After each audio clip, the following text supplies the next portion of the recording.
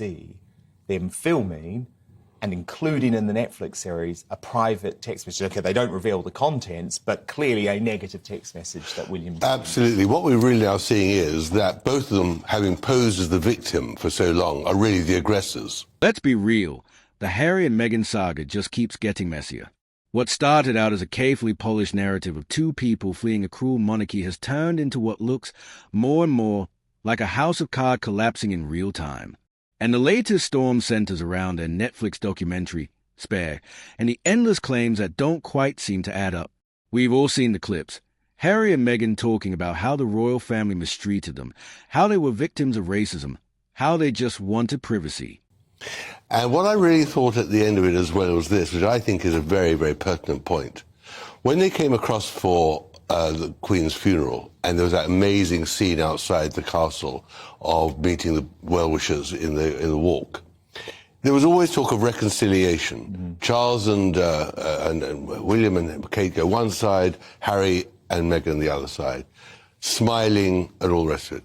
But at that time, William didn't know that Harry and Meghan had already recorded their poison for Netflix. It was already edited. All the stuff that we heard today about Charles lying, about William screaming and shouting, was in the can, was being edited. And they duplicitly did not reveal what they were going to do. Now, Harry's got form on that, because he did exactly the same at Prince Philip's funeral when he recorded that whole thing about how his father was responsible for his mental breakdown. And he stood in the St. George's Chapel, knowing that he'd done his family down in the Apple broadcast, the armchair broadcast, and didn't reveal it. So he's as duplicitous as Meghan, but it's worse, because she's an actress. She's got no stake in this country.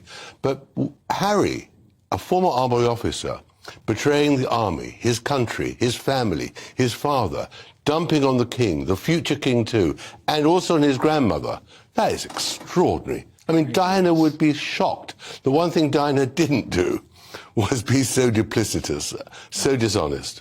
Well, no, and Diana made it clear, didn't she? Her criticism was always reserved for Charles. Absolutely. Not for the Queen, not for the institution of monarchy itself. But Harry has actually gone out of his way to undermine everything that we stand for. He's gone out of his way to undermine the family, the institution, everything.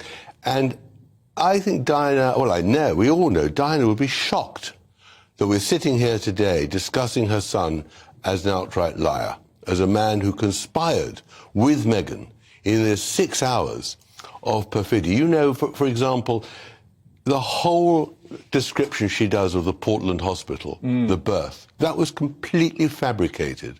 But now, critics and even former allies are openly saying that the story is riddled with contradictions.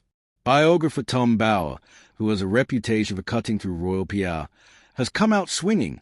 The narrative is unraveling, and it's long overdue. One of the most striking criticisms is about that infamous Netflix series.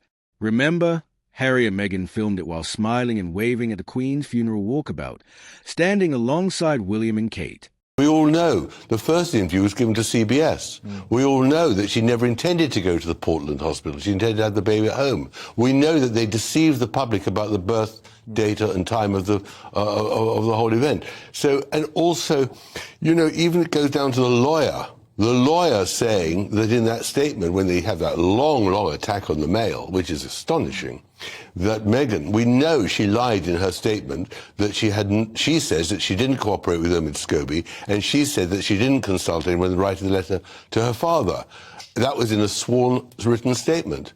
That was untrue. She then admits that it was untrue. But her lawyer says Meghan didn't lie. Well, extraordinary how the whole thing is unraveling. And yet they don't produce any evidence. None at all. Of the claims that they have made against the royal family. For example, William being a bully. For example, this idea that the royal family was conspiring with the press to bring them down. Where is the evidence? It's always they.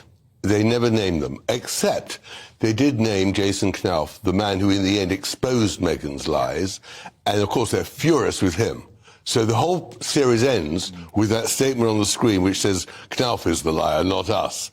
And that is the level they've sunk to. But I also think, you know, Netflix have a lot to answer for.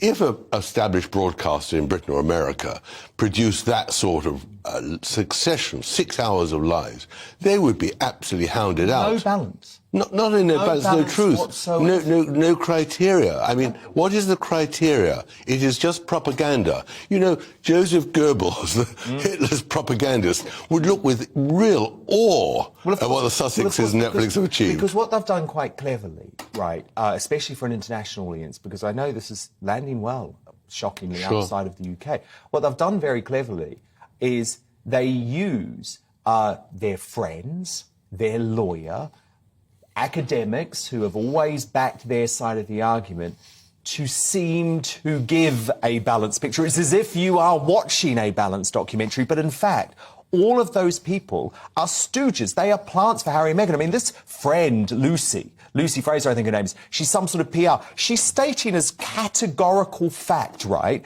that there were internals, as she calls them, at the palace who had decided that Harry and Meghan had become too popular, so they had to bring them down. Who has told Lucy that? Harry and Meghan. She hasn't spoken to anyone at the palace. But, you know, what's really extraordinary as well is that normally in making documentaries, which I did for more than 20 years at the BBC, you film someone, that's it.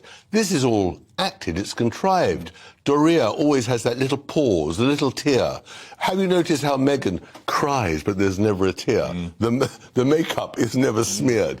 Everything is so rehearsed. We found that clip of her, didn't she, saying that one of her great talents is that she can cry on cue out of her left eye. And you know, the whole construction of her father, that man who in the end was abandoned by Meghan for months before the wedding, totally left to his own devices, isolated, really felt abandoned. That's why he sold the photographs, because he felt so besmirched. To actually say he was the reason why the whole thing exploded, why they had to leave in Britain. And then, of course, Harry saying, of course, Meghan's got no father. And now he doesn't have a father. They really are. It's despicable. And I know you've obviously done this, as have I. You know, you go and you speak to the Markles, you get to understand them. But actually, you can look at Meghan's own public statements. I mean, she stood up at the United Nations. That was her most famous appearance before meeting Harry. And she praised Thomas Markle. She said he was a great father who instilled the values in her that allowed her to challenge that soap company, which she talks about all the time. She credited that to... Well, of course it was. But the point is, she credited her father. And now she's sort of trying to say, oh, yeah, he was a good dad, but I actually felt really lonely as a kid. But what is also so terrible is that Harry never went to see the father. Oh. And why not? Because Meghan was ashamed of him. Because Meghan was already constructing a whole new narrative to exclude the father. And in that, the father, Thomas Markle, blames Doria. And Doria plays a really sinister role in this whole story. Because remember, for 10 years in Meghan's life, from the age of 5 to 18, more than 10 years, she disappeared. But we never hear about that. We never hear. And she says at one stage, I went to every one of Meghan's plays at school. Of course she didn't. She was never there. No, and also, Thomas Markle paid for the university fees. And the school fees, and the car, and the home, and the blackout, he paid for everything, the petrol, everything. So, Tom, look, can we look ahead? Because, of course, this isn't the end. You know, it's only a couple of weeks until we're likely to get the first leak of Spare, the Harry autobiography. Now, I hear lots of people, I disagree with them, but I hear lots of people saying, oh, what more damage can he do? But I think you think this book could be even worse. Well, I think what they've had to do is they've had to stage and restrict what's in Netflix so they've got something new to sell the book, because there's £20 million at least. Well, I think there's definitely got to be something about Camilla. She's escaped so far. I think there's... We know they don't like her. We know we don't like her, and there's the whole race thing there. I think there's more about King Charles, the relationship with his father, the relationship between father and mother. I think there's a lot more about the whole institutions of British government. And I think something of the Queen as well. I mean, what he said about the Queen today was shocking, that she sat there likes of in the Sandringham Summit not saying anything. But what was terrible, he said about the Queen, and he'd done about the Queen, is that he knew that he'd dumped on his grandmother when he was burying her in Windsor. And that is the level of their duplicity. That is unforgivable of Harry to have done that. So where does this leave Harry and Meghan? For years, they control the narrative.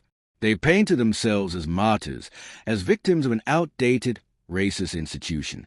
And for a while, the world believed them. Oprah gave them a sympathetic stage. Netflix handed them 6 hours of airtime.